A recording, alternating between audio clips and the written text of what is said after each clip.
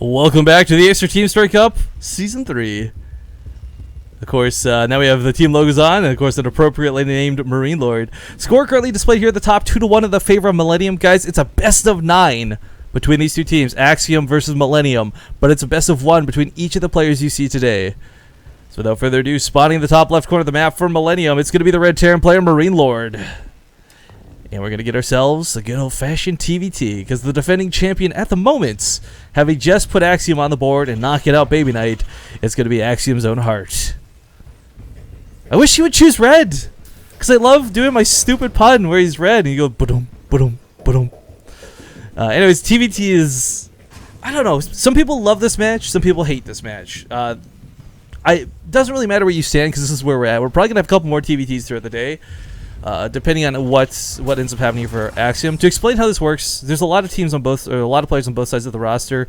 I believe Millenium's got like Adele Scott, but they've got a lot of other Terran players that are really good as well. Dystar, Daishi, 4GG, all waiting in the channel, ready for their chance to play. So let's say Hart takes out MarineLord. Then he's got to go through two other, possibly, of some of the better TVT players there are out there to close it home, and that's not going to be easy. But MarineLord is one of the most recent additions and pickups to Millenium, worth noting. If you've tuned into the Zotac Cup, if you've seen the odd go for StarCrafts in the past, while he hasn't been playing in them recently, he was, of course, a very frequent, I guess, visitor of the online weekly cups, and he always got pretty far. I don't think he ever won a Zotac, to my knowledge. Maybe it was one of the weekends where I wasn't casting, but he's usually right up there in the semifinals. He's a really talented player, and his TVT is actually nothing too shabby. Hart, though, like I said, even if he goes down, it's going to be kind of a role reversal after this, I think, because who's left for Axiom? They got Crank, they got Alicia, that's 2 Protosses. TVP, as we saw, could be very one-sided if executed perfectly by Baby Knight, and maybe perhaps that'll be the case at the rest of the series if Hart falls, but we'll see what ends up happening, because for now, we still got to get through this game, not get too far ahead of ourselves. But I love the extra strategy element in the Extra Team Story Cup. It's so cool. I mean, granted, I'm not a team manager, and we've talked to players in the past and asked them directly, like, do you actually take the time to think about what's up next, who you're fighting after this? And every single player I've asked in the Extra Team Story Cup has always said no. It's always on the managers to pick and choose. So, Hart right now, I'm sure his mind's just set in the game, but whoever it is that's leading Axiom behind the ranks, whether it's Crank or Alamale or maybe even Total Biscuit getting his beak wet, so to speak, I don't know. But the reality is they've got to be thinking, like, okay, the next map is this. If Hart loses, who do we send out? If Hart wins, what's the next map that he could possibly lose on? And, you know, be ready for all these sort of strategy changes. Anyways, MarineLord putting expansion down behind this, but more importantly, this poke out of MarineLord is meant to get some kills. Normally it's 2 Marines versus 2 Marines, but the SCV actually provides just a little bit extra DPS and that soaking power. However, coming up the ramp, not going to work. A double kill even. If I had that sound effect, we'd play that, but SCV and Marine do fall. Not devastating by any means in the early game, but what he does see is a lot of Marines. So chances are, when you open with a lot of Marines, it's because you're covering for the fact that you don't have much behind it. Hellions on the way. No tech lab, though, and the second gas is delayed, so hopefully MarineLord is not preparing for Banshees, because if he prepares for Banshees, he's going to be sorely mistaken. It's going to be about 6 Marines and a Widow Mine, and maybe a Hellion packed in there if he decides to cut it. We'll see in a sec. But yeah, getting his own Marines out right now is really nice. He's getting some Hellions coming out, too. MarineLord, of course, by the way, someone who has shown mech in the past, but I think for this matchup, at least where the metagame is for it at the moment, Bio seems to still be pretty darn good. But Medevac just now coming out. Let's see what gets loaded into it. Alright, so it's not going to be the full dedication of the Hellion as well.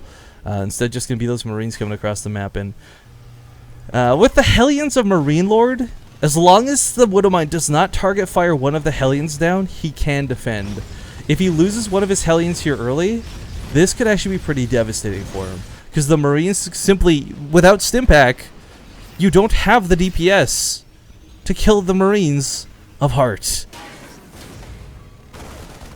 But he gets into the Marine line here pretty quickly. And again, that Widow Mine bros. The Hellions are the only thing with enough damage to simply, like, one-shot these down. So he's got to be careful where he engages. He knows the Widow Mine's there. Trying to bait out the hit with that 1 Marine. Still takes some damage on the Hellion, but with 3 Hellions alive, he's going to send Hart packing. How did he... Oh, there's a turret in the mineral line. But I always forget, turrets have a long detection range on them, so... Alright, cool beans. Looks like Hart is going to be thwarted off for the time being. A Viking even coming out to follow it up, but 2 command centers behind this. Oh, boy. Oh boy. So 2 command centers behind this, I gotta say, is kind of greedy, it feels. And a big part of this is because, well, granted, right now, Hart, he doesn't have to worry about MarineLord coming up the ramp. Hellions aren't going to get up here anytime soon. Hellions don't have the damage to break through buildings. But the second a tank comes out, it gets a little bit scary. However, as I misread the production tab, it's actually Hart who's going for the tank, not MarineLord. So he may actually be okay in this regard. The 3 CCs are going to help him make up for the fact that his natural is going to be delayed. I mean, MarineLord's already mining off of his quite nicely. Big shout out to all you people who first blood in chat, by the way. I know I miss first blood about half the time, but I love glancing over the chat for just a second and seeing a bunch of daggers with blood soaked in them. You guys help make this cast awesome. Anyways, a couple Hellions in the middle of the map. I shouldn't say a couple. This is 5. This is enough to kind of fry any amount of bio alive at the moment. Tank at the top of the ramp should be good to hold. Unfortunately, though, Hart is only just now taking this expansion, and MarineLord's going to scout this, so he knows that he's going to be ahead just a little itsy-bitsy bit. Alright, tank will push this back pretty easily. Does have to worry, of course. If anyone showed us that Hellions could beat anything, it was Daishi. But if you guys have never played mech versus mech, you've never seen the power of Hellions. And while we don't have mech happening here for Hart, he is going to stick with bio, and I really like this choice. I'm still waiting to see what MarineLord's going to dedicate into. He's not gone for upgrades on the engineering bay. For now, it's just strictly been for turrets. He's got a lot of Marines out, sure, and a 3rd command center on the way. But we're still waiting to see where that tech is dedicated. I think it looks like it is going to be mech. There we go. 3 factories for sure going to be mech now at this point. So to extrapolate on this a little bit, for MarineLord, he's actually in a bit of trouble now for about, I'd say, the 13-minute mark-ish. That's usually when mech players start getting their army up to that point where bio can't really break it so easily, even with drops, even with marauders.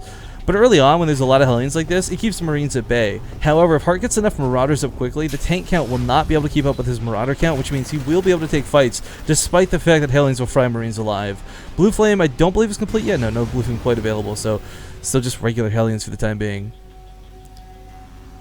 Combat shields is going to be really important as well. I mean, they're a little ways off here for Hart, but it's the Marines be able to soak that extra hit from that splash damage. Hellions are nasty to deal with, and you're going to have a lot of Hellions with Blue Flame and a lot of Hellbats mixed into your army as a mech player. And a big part of this is because tanks are so easily dropped upon. Tanks are so easily destroyed. You need that buffer. You need that little bit of extra damage. Oh, hey. Well, this is going on. We got a sub, Johasi. I'm sorry if I'm saying your name wrong, but thank you very much for that, dude. Don't forget to collect your extra partoofs, my friend. Anyways, we get the unload over here, expecting to perhaps poke into the 3rd base. Not quite here yet. 3rd base on the way, but that awkward timing. Yeah, he'll scan it coming.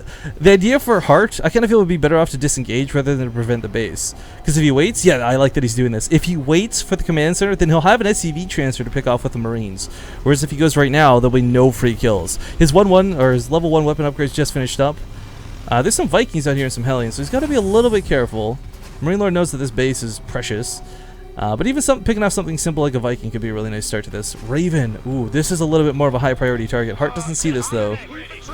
Does lose on one of his Hellions on their side of the map, but oh, focus fire on that Raven. Nice pickoff.